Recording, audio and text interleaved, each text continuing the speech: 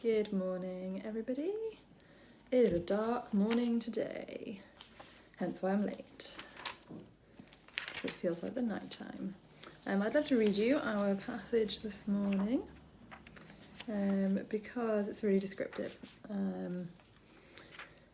Might be a bit much for the morning, but here we are.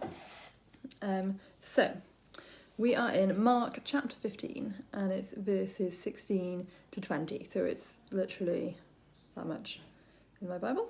So I'll read it to you. It's headed "The Soldiers Mock Jesus" in my Bible. Let's just move you back a bit so we can get all my head. There you go. The soldiers led Jesus away into the palace and called together the whole company of soldiers. They put a purple robe on him, then twisted together a crown of thorns and set it on him, and they began to call out to him, "Hail, King of the Jews!" Again and again they struck him on the head with a staff and spat on him.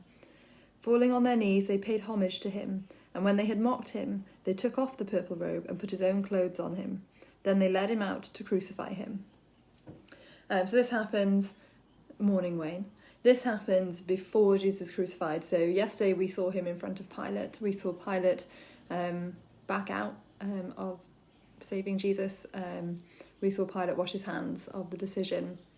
And we know what Jesus is heading towards. But before then, and probably while all of the people in charge's backs are turned, they kind of turn their backs and they go, like Pilate, they go, "I wash my hands of this, do as you want."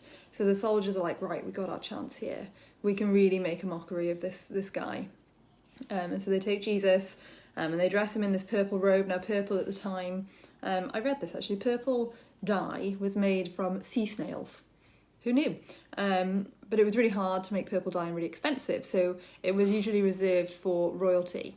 So whether or not the Romans actually had a purple robe, whether they were just pretending it was purple, is something to debate, because it would have been expensive, and probably a bit expensive to be using to mock someone with. But that was the point. They were doing it to say, hey, you say you're the king, or people say you're the king of the Jews, so let's dress you like the king, let's put you in this purple robe.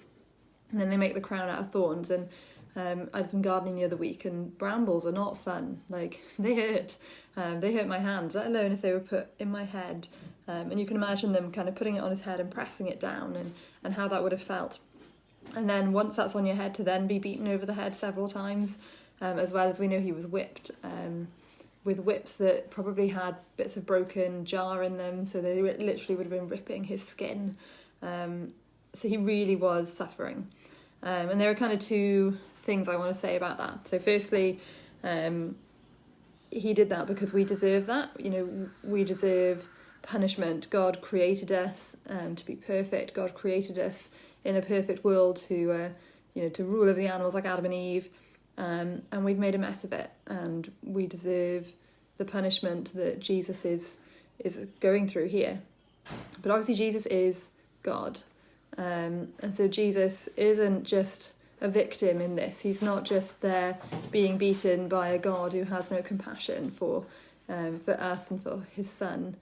He's choosing to do that so that he can live through suffering. This stuff still happens today, maybe not exactly like this, but people suffer physical, mental, emotional pain. And Jesus did too. He went through that too, and he did it so that he could say, do you know what, I am God, and I am in control of everything, but also I have lived a human life and suffered human suffering just like you. So not only did he suffer for you, but he suffered so that he could understand what suffering you are going through too, so that he can help you through that. So I hope that is an encouragement for you today. And we have really nearly finished, and it does just get more grisly from here on, so look forward to that.